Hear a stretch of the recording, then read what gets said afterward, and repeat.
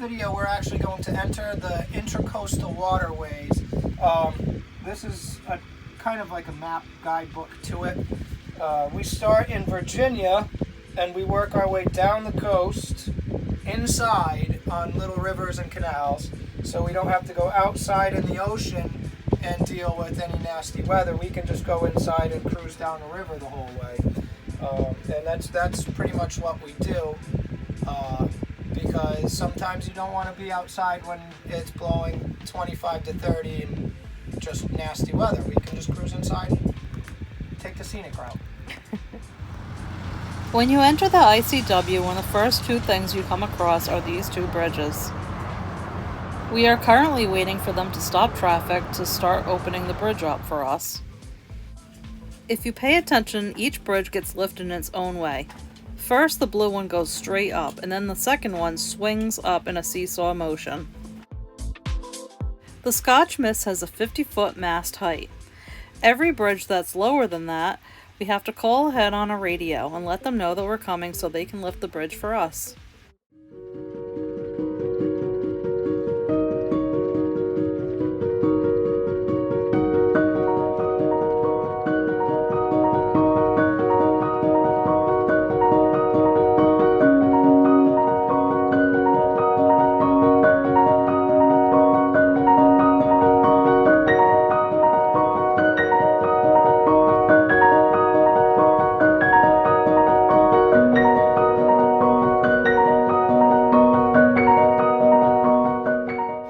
Sometimes when you're on a sailboat, it feels like you're in your own little world. There's the real world out there beyond yours, and then your world. Little cars driving by to wherever their destination is. Work, birthday parties, who knows? And then there's your world on the boat, and never the two shall meet.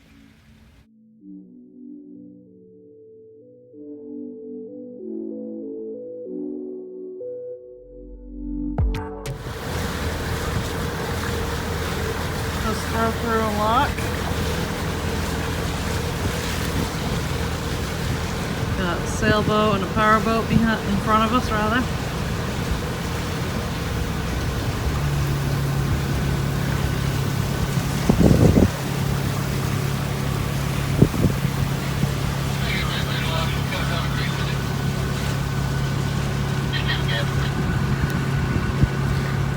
Having like a whole conversation.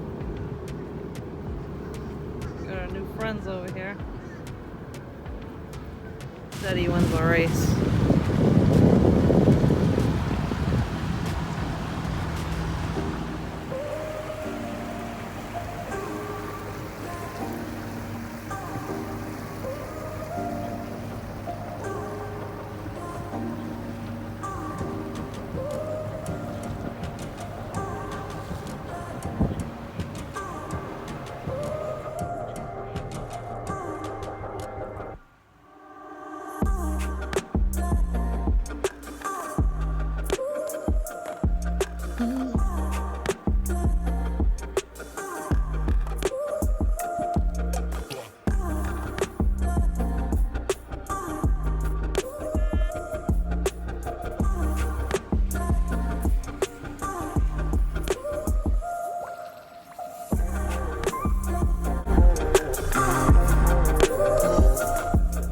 These are bald cypress. They're one of the few conifers to lose their leaves.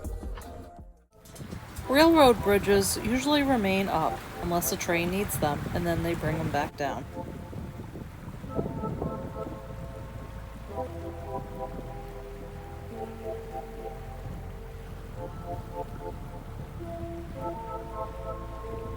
When you look at the back of this bridge, you can see the gigantic cement counterweight. That's used to hold it open. Now the train actually passes underneath that gigantic counterweight. So the next time you're on a train and you go over a bridge, just remember, there's a few tons of cement waiting to crush you. I got tackled some graffiti.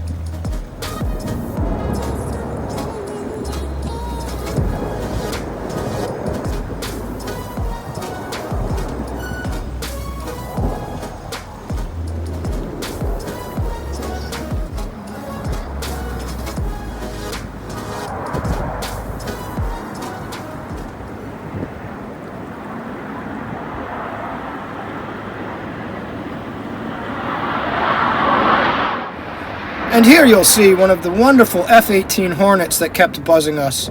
I believe there was a total of 3 of them doing touch and goes at a military base right around the lock here. It was terribly annoying and really, really loud. The video doesn't play that up, but I can guarantee you wouldn't want to be there. There are some people who lie about running aground, and others that don't. I'm one who doesn't, because trusty Towboat US is here to rescue me. While we were in what was the channel, it did not show the shoaling that was encroaching on the right side of the buoy. I found it with my 6'6" draft and got nicely stuck because I was going about 6.5 knots.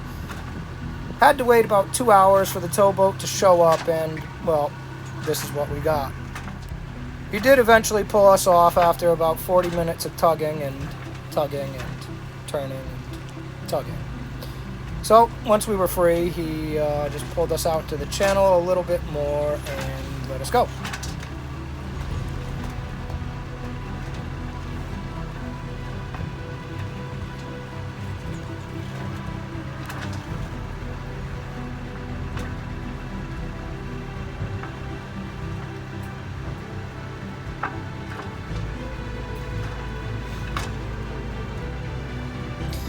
It was about this time where we actually were getting free.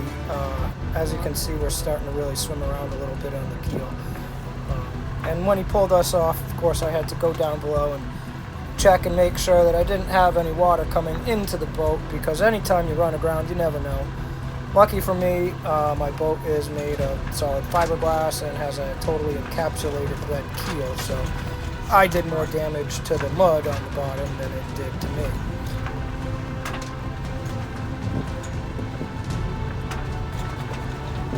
Feels like we're shifting.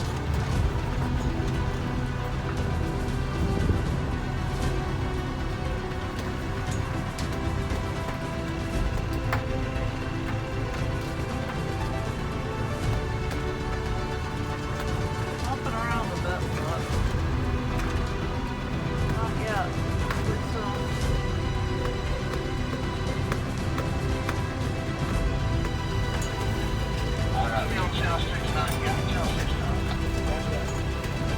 Finally free. Oh my gosh. It's like 2 hours later. Picking me up, towboat? Yes, sir. I'm going to ease you on over to the other side of the channel. Just steer behind me. And, let's make sure everything's down below. Yeah, roger that.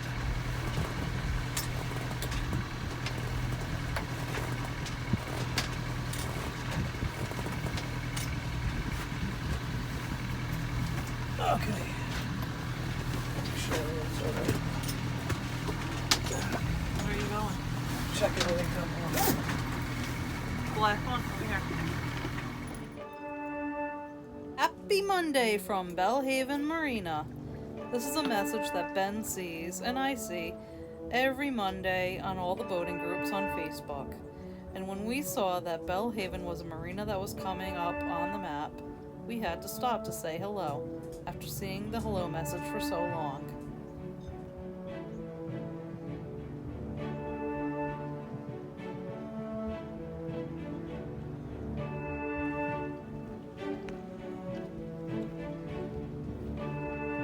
For those of you who've ever wondered, how do you get water on a boat? Well, I'm going to answer your questions for the land lovers out there. We have a desalinator on the boat. A desalinator takes salt out of ocean water, making it so you can use it at home. We don't usually use the desalinator often. We usually get water on land. When we get to a dock, we run a hose, and then the hose runs to the boat. The Scotch Mist has a tank that holds about 100 gallons of water.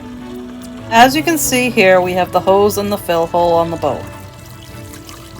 We keep track of how much water we're putting in the boat by using this little counter. We have another counter that looks just like this attached to our water pump that lets us know how much water we have used. And voila! Now we have water we can shower with, wash our dishes, and wash our clothes. Just like a regular home. Okay, we are leaving the boat. right now, going off to mail some fine artwork in the town of Belhaven.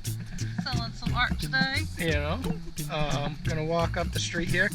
This is the famous Belhaven Marina. Doesn't look like much right now because it's out of season, but I assure you it'd be pretty nice if you were here in June. Just looks deserted. So anyway, There's a bar in there. there is a little bar in there, little gift shop. They got the fuel, all the fuel you need here. Laundry room. Laundry, Bathroom. bathrooms, all the good stuff. So, friendly staff. And mini golf. Here we are. What town are we in? Belhaven, North Carolina. Belhaven, North Carolina. Fine stop at mile marker 136 on the ICW. It's a cute little town. Looks like there's a gallery, little lunch stop, and some other stuff we'll show you. Alright, we are headed to the hardware store. After a critical acclaim, much review at the art gallery. They told us we should definitely go to the hardware store because it's not like any other hardware store. Wow, I am tongue-tied today we've ever seen. So we are going to look and see why this hardware store is really cool.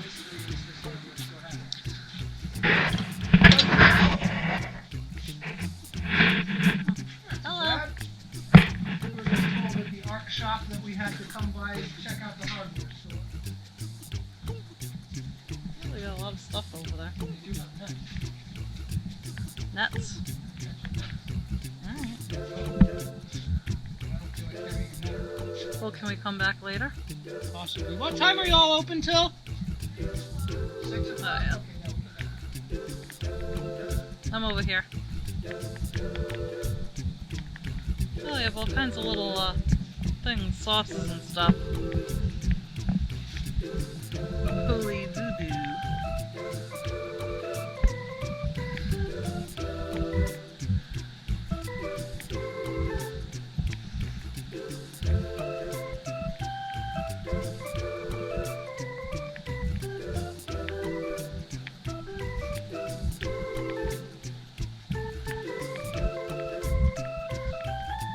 Now just kind of the hardware store.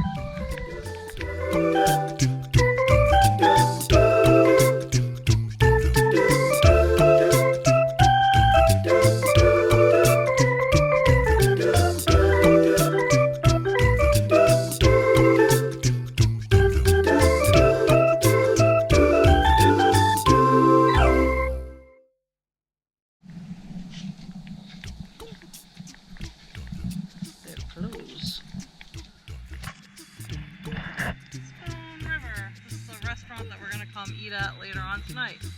It's farm to table. Looks pretty cool. Get better video later on. Let you know how the food is.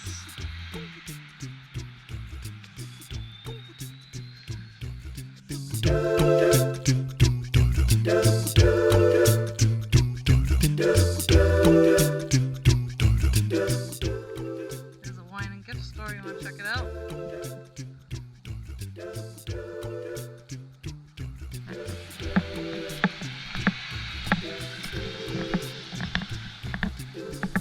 Is this also part of that store? Yeah, Different store.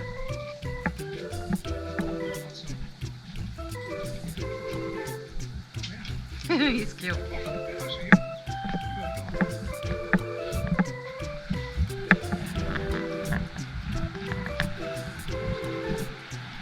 They got some cute little stores. Ooh, the gingerbread bakery. Is that open? Looks like it. You want to go in? Oh, yeah. Why would we not want to go in there? Alright, we are continuing our walk. This is going to be me saying, alright, we're continuing our walk.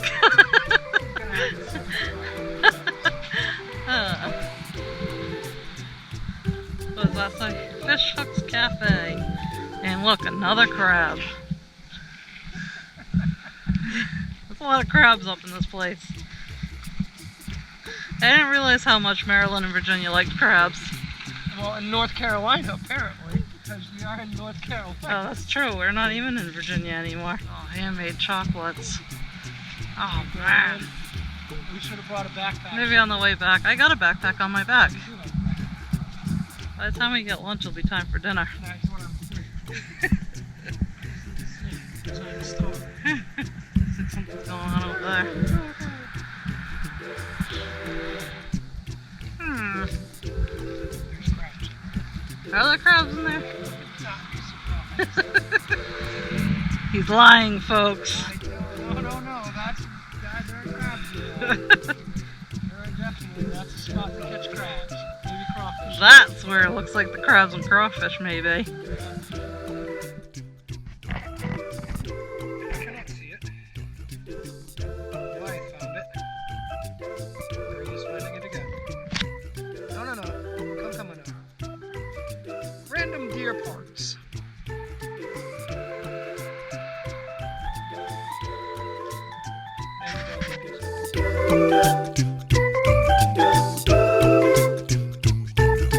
Video recording this right now. Rebecca is about to walk the plank in front of Walgreens.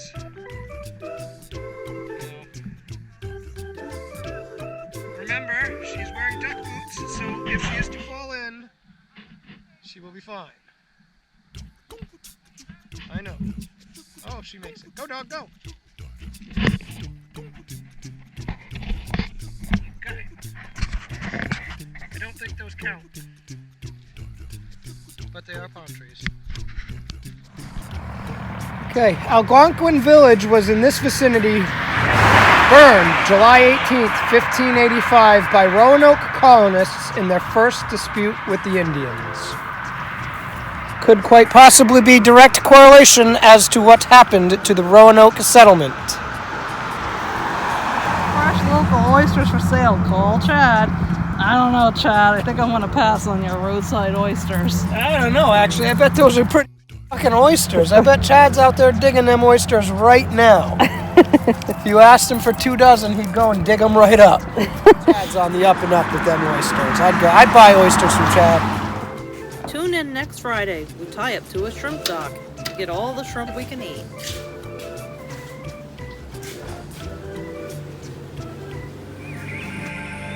If you like this episode, don't forget to hit the thumbs up.